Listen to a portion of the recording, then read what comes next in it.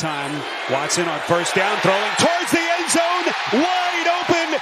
Everyone who plays or has played on a sports team knows what it's like to deal with one headache of a teammate. Rather than band together with everyone else, this one player just has to put themselves first and cause unnecessary tension with their antics and selfish play. Well, in the pros, it's no different. Some of the NFL's biggest stars are locker room cancers themselves. But mostly because of their talent levels, their teammates will reluctantly put up with them. But deep down, however, you just know that certain guys wouldn't shed a tear if these toxic teammates were let go. So with that, let's dive into 10 notable NFL players whose teammates are fully sick of them here in 2023.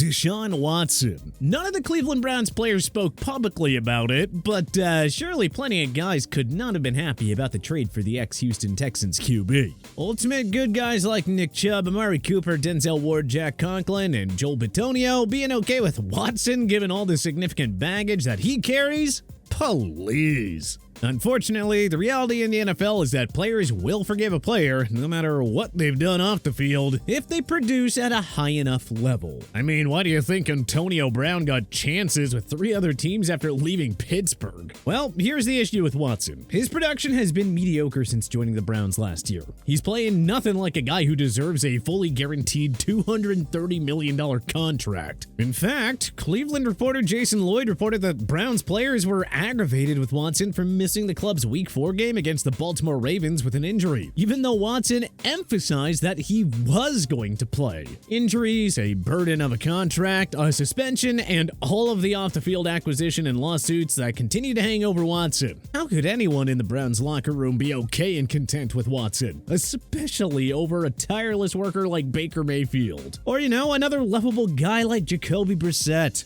Stefon Diggs. Unfortunately, it's pretty common for star wide receivers to put themselves before the team. Terrell Owens did it, Randy Moss did it, Keyshawn Johnson did it, Antonio Brown did it, Dez Bryant did it. And now, Stefon Diggs is doing it. The real frustrating part about it, though, is why? The Buffalo Bills made him a top 5 receiver in the game. They gave him a $96 million extension. They are a Super Bowl contender every single year. And yet this dude's always angry and throwing tantrums. He's still with the Bills for one simple reason. Diggs is a key part of their championship quest. Despite his attitude problems, Diggs simply makes the Bills a better team. His strange absence from the first day of 2023 mandatory minicamp, storming out of the locker room immediately after the Bills' 2022 playoff loss to Cincy. Yeah, the same game where he was seen blowing up on Josh Allen on the sidelines. Diggs is just seen all too often flipping out during games. We're sure Buffalo would love to move on if they could somehow find a comparable replacement. But, that's obviously much easier said than done. Buffalo is putting up with Diggs' me-first antics for now, but you really gotta wonder how much longer until they say enough's enough. Zack Wilson. Wilson may have been mercilessly benched for the New York Jets' Black Friday game against the Miami Dolphins, but it doesn't mean that his teammates are suddenly okay with his atrocious 2023 performance. The Jets traded for Green Bay Packers superstar QB Aaron Rodgers in the offseason, hoping that he would be that final piece needed to make them a Super Bowl contender. Yeah, that dream went to bed for the year when Rodgers suffered a torn Achilles minutes into his Jets debut. Robert Saleh's stingy defense, star wideout Garrett Wilson, and running back Breece Hall held up their end of the bargain and kept New York in the playoff race. After a 1-3 start, the Jets rallied with 3 straight wins. That was then followed by 3 straight L's due to Wilson's horrible play. He was benched in favor of Tim Boyle of all games for the Black Friday contest, which the Jets lost soundly. All that hard work put together by Saleh, GM Joe Douglas, and all the players for nothing. Why? Well, because Wilson single-handedly held back a super talented team that could have still competed without Rodgers. Surely, Jets players are just waiting for the day that Rodgers gets the green light to play again. And for the news that Wilson has been waived or even released. Sheesh, what a miserable 3-year tenure for the number 2 pick of 2021 in Gotham. Yikes. Eli Apple. The problem with Eli Apple is that he talks trash as if he can back it up like Deion Sanders or Richard Sherman, and therein lies the real tragedy. Apple has just never been anything close to the level of those 2 all-time greats. So why have such a big mouth when you can't back it up? You'd think Cooper Kupp taking Apple to school in Super Bowl 56 would have taught the latter a hard lesson, but no. How did Apple's trash talk go when his Bengals lost to the Kansas City Chiefs in the 2022 AFC Championship game? Or how did it go when he told Rodney Harrison, head of the Miami Dolphins-Philadelphia Eagles Week 7 game, that it would be an Eli night? The Dolphins are a good enough team as is. They do not need Apple to put a bigger target on their backs. He is nothing close to the level of superstar corners like Jalen Ramsey and Xavier Howard, who, by the way, can back up the trash talk with their all-world play. Apple? Well, it's time to be quiet. You're making a name based off of trash talk that doesn't exactly end well. You already ran afoul of the New York Giants and Bengals locker room. Don't do the same in Miami. Juju Smith-Schuster. Smith-Schuster's never-ending obsession with TikTok has annoyed countless people across the NFL world. We're sure 90-something% of any teammates that he's had, be it in Pittsburgh, Kansas City, or New England, would tell you about it. It's not just Smith-Schuster's ridiculous TikTok and pregame rituals that draw the ire of his teammates, however. His inconsistent production really does not help matters either. The New England Patriots gave this guy a 3-year deal worth $33 million to, basically put up practice squad level stats? Yeesh. Kansas City was obviously fine dealing with it because Smith-Schuster performed well there and helped them to a Super Bowl 57 title. But how can the Patriots' mess of an offense be okay with it when he's making 8 figures to mostly just no-show while also getting away with the never-ending TikTok activity? Surely, Patriots players are holding out hope that he'll be traded or cut after this year.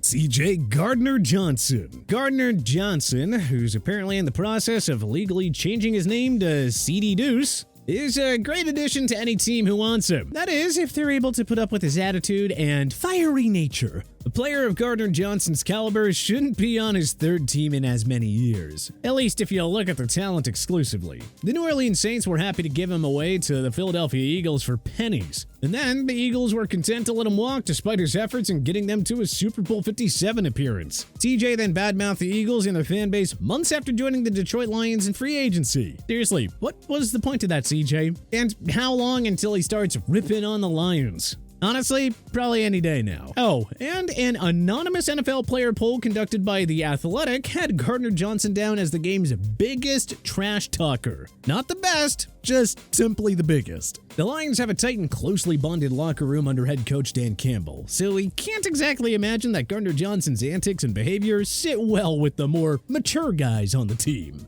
Kareem Jackson. For coaches, fans, and players, few things are more frustrating than a selfish and careless penalty. Unfortunately for the Denver Broncos, veteran safety Kareem Jackson just cannot help but commit such infractions. Jackson racked up 4 fines over the Broncos' first 7 games in 2022, leading to a 4-game suspension that was reduced to 2 upon appeal for illegal hits. In Week 11 against the Minnesota Vikings, Jackson delivered a dangerous headshot to QB Josh Dobbs. Though the hit went uncalled, the NFL handed Jackson a 4-game suspension, and rightfully so, for the repeat offender. I can't imagine what Broncos players are saying behind Jackson's back in the locker room. He's being totally selfish by dishing out dangerous and illegal hits, which cost the team valuable yardage. And now he can't be here for their second-half push to the postseason because of the repeat offenses. And hey, newsflash, me-first players in the NFL aren't usually popular amongst their peers. George Pickins. We talked about Stefon Diggs earlier, and in Diggs' defense, he is one of the game's most well-established premier playmakers. Pittsburgh Steelers sophomore wideout George Pickins, on the other hand, has not quite hit stardom yet. As such, there is no logical explanation or reasoning behind his behavior that has to be tiresome in the Steelers locker room. Pickens isn't even the #1 receiver in Pittsburgh. That honor goes to veteran Deontay Johnson, a selfless player and lovable teammate, by the way. Pickens has too often expressed his frustration on the sidelines when the ball doesn't come to him. That's fine. You're here to win, George. And the Steelers would definitely give you the ball more if, you got open more often. This isn't a case of Baker Mayfield always failing to spot an open Odell Beckham Jr. Remember Pickens' Free Me post on Instagram, or when he removed all Steelers references from his Instagram page after a win over the Tennessee Titans? Since when is it all about you? A good but not great second-year wideout, George. Learn to play like a team player, or else you're going to find yourself out of a comforting and welcoming locker room like that of the Steelers. Derek Carr. After a 9-year run with the Las Vegas Raiders franchise, Carr was released into 2023 free agency. The 4-time Pro Bowler then signed a 4-year deal with the New Orleans Saints worth a whopping $150 million. At the time, it felt like a win-win for all parties. Carr suddenly made the Saints the heavy favorites to win the hapless NFC South. He was reunited with head coach Dennis Allen, and Carr was finally playing for a consistent playoff contender. But Carr hasn't done much to win over an otherwise tightly knit Saints locker room. Keep in mind that those guys love and go to bat for backup Jameis Winston, who selflessly took a pay cut in the offseason to stick around as Carr's backup. Carr's play has been mediocre at best this season, certainly well below his standards. His constant freakouts and belittling of his teammates on the field certainly has not helped matters either. After that Week 7 home loss to the Jacksonville Jaguars, Carr threw his teammates under the bus by stating, "There were some things that happened today that led to some pretty big negative plays that should never happen." And I think that's where my frustration was coming from. Yeah, they shouldn't happen, Derek. Maybe you shouldn't miss open receivers or force terrible low percentage passes. You ever think of that?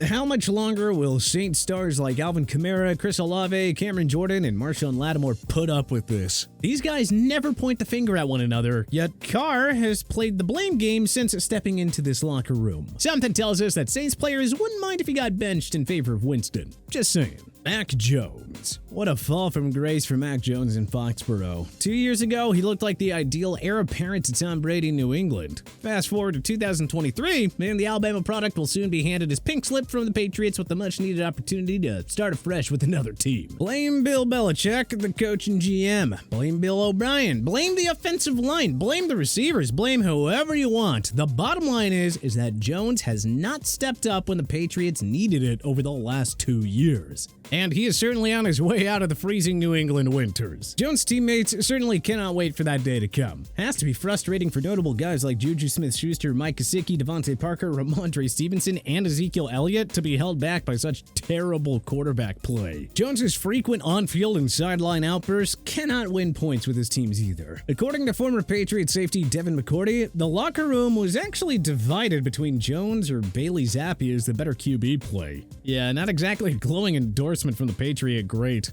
Hang in there, Patriots players not named Mac Jones. His time is almost up. And then you'll hopefully learn to start winning again with your next starting QB. But which other NFL players have teammates who are totally sick of them? Let us know in the comment section below. If you like this video and learned a thing or two, clicking the like button helps out a ton. And hey, we appreciate it. If this is your first time coming around to TPS though, subscribing is a great idea because we put out videos like this every single day. But as always, thanks for watching and we'll see you guys next time.